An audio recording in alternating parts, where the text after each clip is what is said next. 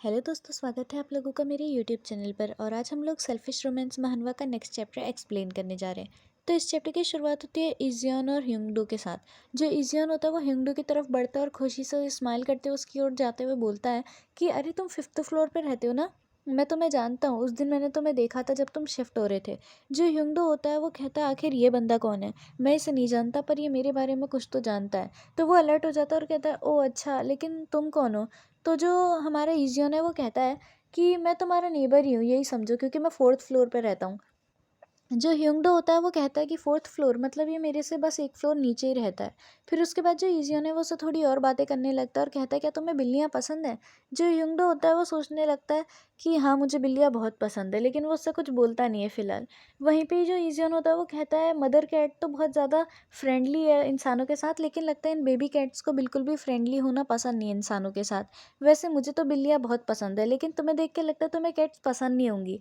पर जो ह्योंगडो होता है वो बहुत खुश हो जाता है और कहता है नहीं नहीं, मुझे बिल्लियाँ बहुत ज़्यादा पसंद है, मुझे बहुत ज़्यादा ही कैट्स अच्छी लगती है। और ये बात हमें पहले भी बताई गई है कि जो ह्योंगडो है वो एक कैट लवर है।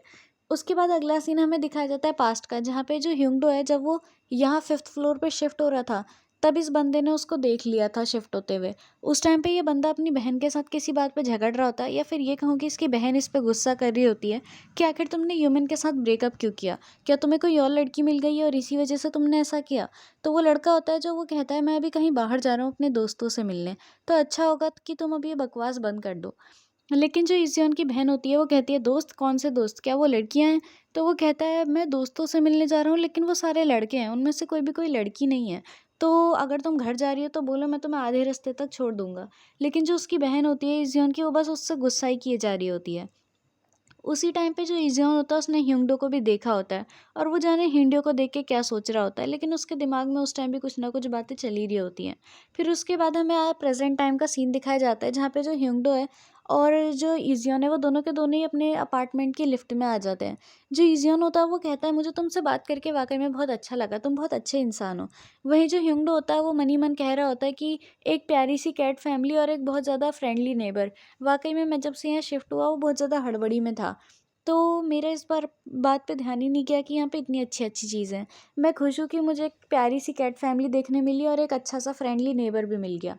उसके बाद हमें यूमिन को दिखाया जाता है जो कि जो ह्योंगडो की पोस्ट है उसी को देख रही होती है और कहती है ये बंदा बिल्कुल पागल है। पहले तो ये चलाता ही नहीं था, ये सोशल मीडिया पे आता ही नहीं था, और अब जब इसने पोस्ट किया है तो उसके बाद ये चा हर टाइम एक्टिवेट रहता है। मतलब ये हर टाइम एक्टिव रहता है इस पर ही। आखिर ये बंदा कहता है करना क्या चाहता है? पहले तो ये मुझसे कह रहा था कि मैं ज़्यादा एफ़र्ट्स ना डालूँ, लेकिन अब ये खुद ही एक्टिवेट रह रहा है और अपने एफ़र्ट्स 100% डाल रहा है। हालाँकि मैं जानती हूँ कि ये बेकार का आइडिया और हम इसमें फ़ेल होने वाले हैं, लेकिन फिर भी कम से कम मैं ट्राई तो करूँगी। मैंने ये शुरू किया है तो इसे ख़त्म भी अब मुझे करना ही पड़ेगा। मेरे पास इसके अलावा कोई भी चारा नहीं है। फिर हमें दिखाया जाता है ह्योंगडो के दोस्त को, यानी कि तेगन को। जो तेगन होता है वो ह्योंगडो की पोस्ट देखता है और खुश हो जाता है और बहुत ज़्यादा हैरान भी होता है। वो कहता है मैं वाक़ई में बहुत हैरान हूँ, मुझे लगा ही था कि ह्योंगडो की कोई गर्लफ्रेंड है, लेकिन वो मुझे बता नहीं रहा है, और फाइनली मुझे अब इस पोस्ट से पता चल ही गया कि ह्योंगडो किसी को डेट कर रहा है। वहीं पर ही जब वो ह्योंगडो का पोस्ट देख रहा होता है तो वहाँ पर यूमिन की दोस्त आ जाती है। जो यूमिन की दोस्त होती है वो तेगन से कहती है कि मुझे माफ़ करना, मैंने बहुत ज़्यादा देर लगा दी। दरअसल वॉशरूम के बाहर बहुत ज़्यादा ही लंबी लाइन लगी हुई थी। तो जो हमारा तेगन होता है कहता है अरे कोई बात नहीं, चलो मैं तुम्हें अब घर छोड़ देता हूँ। जो तेगन होता है वो मन ही मन सोच रहा होता है कि मैं वाक़ई में इसको सब कुछ बताने के लिए बहुत बेताब हो रहा हूँ कि जो ह्योंगडो है वो किसी के साथ रिलेशनशिप में है। लेकिन मैं इस बारे में पहले ह्योंगडो से बात करूँगा और उसके बाद ही इसे कुछ बताऊँगा। तब तक मेरे लिए सब कुछ छुपा के रखना ही सही रहेगा। फिर उसके बाद हमें नेक्स्ट डे का सीन दिखाया जाता है, जहाँ पे जो यूमिन होती है वो अपनी ऑफ़िस में एक एम्प्लॉयी के साथ कुछ बातचीत कर रही होती है। जो उसकी एम्प्लॉयी होती है वो उससे थोड़ा पर्स वग़ैरह जो उनकी कंपनी है उसके बेसिस पे बात कर रही होती है, और कहती है कि मेरे ख़्याल से हमें अपना समर कलेक्शन के लिए जो एड्स वग़ैरह हैं उसका काम भी शुरू कर देना चाहिए सेम टाइम पे जब हम दूसरे कामों को करेंगे। तो जो यूमिन होती है वो भी उसके साथ यही सब बातें कर रही होती है और थोड़ी देर में वो लोग अपनी कंपनी से बाहर जाने लगते हैं। जो यूमिन होती है वो कहती है वाक़ई में मैं बहुत ज़्यादा थक चुकी हूँ। लेकिन जब वो बाहर जाते हैं तो वो देखते हैं कि वहाँ पे बहुत ज़्यादा भीड़ लगी हुई है। जो यूमिन होती है वो पूछती है उस लड़की से क्या हुआ, आखिर यहाँ पे इतनी भीड़ क्यों है?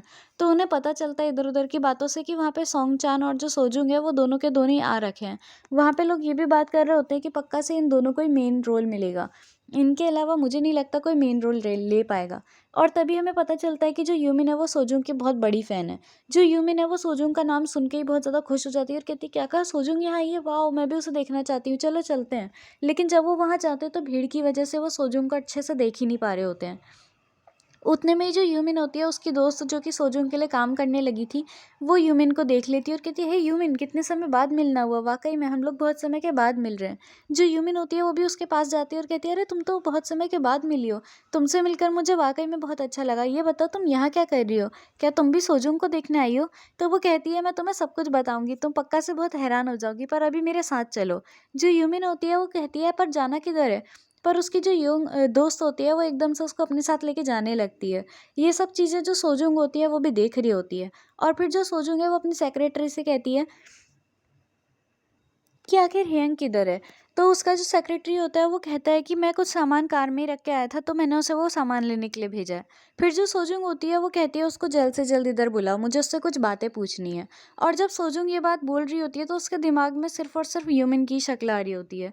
पता नहीं ऐसा क्या है जो कि सोजूंग ह्यूमन में देखती है, लेकिन कुछ तो है जो कि हमें अभी तक बताया नहीं गया है। तो इसी के साथ हमारा ये चैप्टर भी खत्म हो जाता है। अब मिलते हैं नेक्स्ट चैप्टर में नेक्स्ट वीडियो के साथ। आज के लिए बस इतना ही, बाय बाय।